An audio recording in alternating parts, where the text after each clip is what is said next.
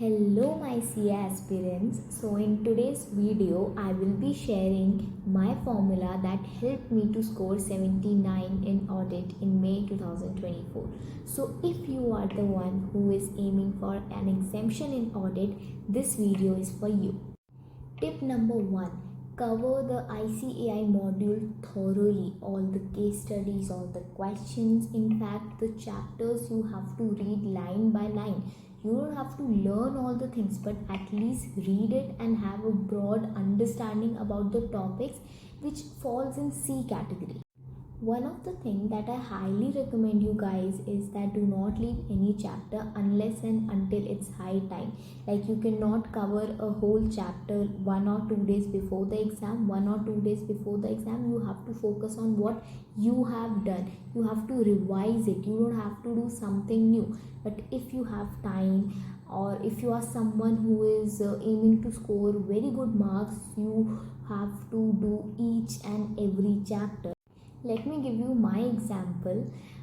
In my time, I was not able to complete chapter number 5 wholly, but still I did it from the viewpoint that अगर कोई भी important question आता है तो मुझे answer करते आना चाहिए. जैसे जो भी question उस chapter से related आपके RTP में था, MTP में था, या मोस्टली जो questions आपके previous papers में थे, मैं उनको learn करके गई थी. तो देखो, ऑडिट में either you can leave that financial statements वाला चैप्टर, या you can leave the audit of different entities वाला. But I highly recommend that if you have time do both these chapters, because ये दोनों भी chapter बहुत ज़्यादा weightage जो है वो रखता है. And I will tell you one more thing.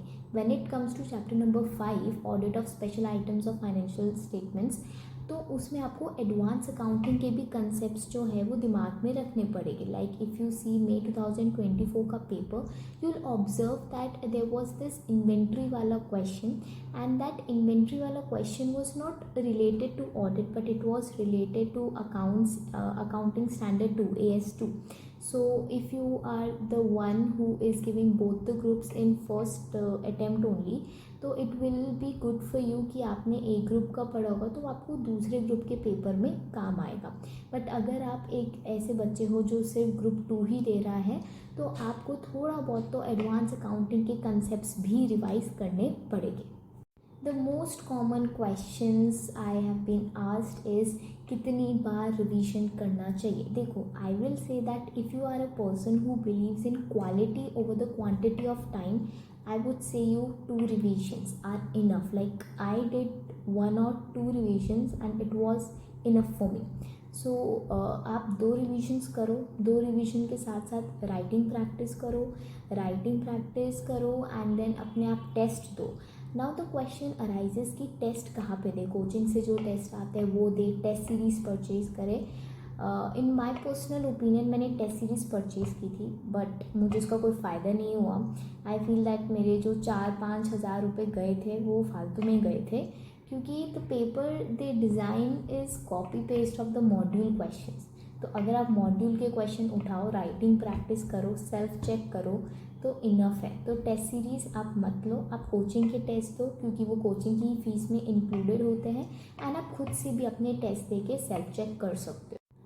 Over and above all these topics, the most important topic is how to write the paper in those 3 hours. Those 3 hours are very very crucial.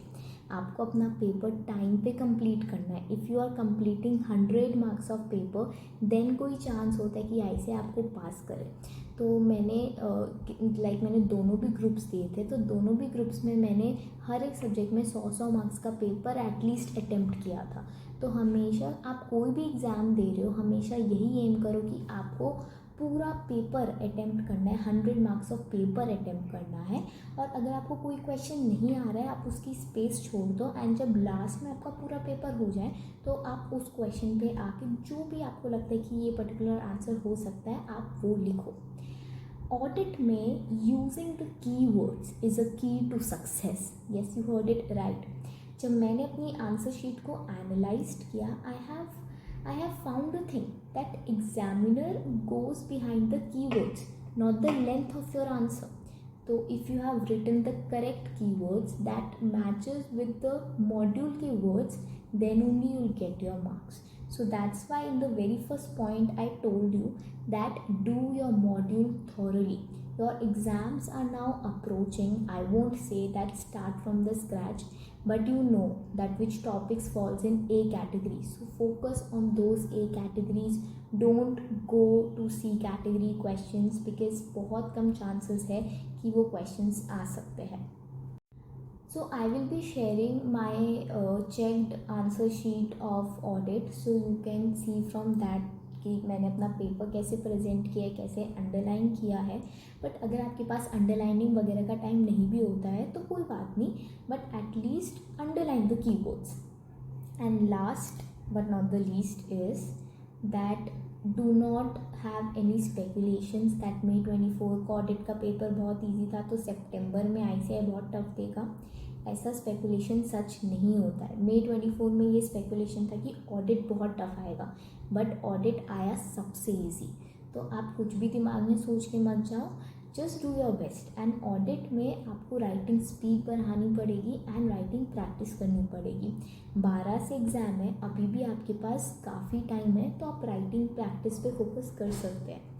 So I wish best of luck to all of you who will be appearing in September 2024, and you will surely get passed with flying colors.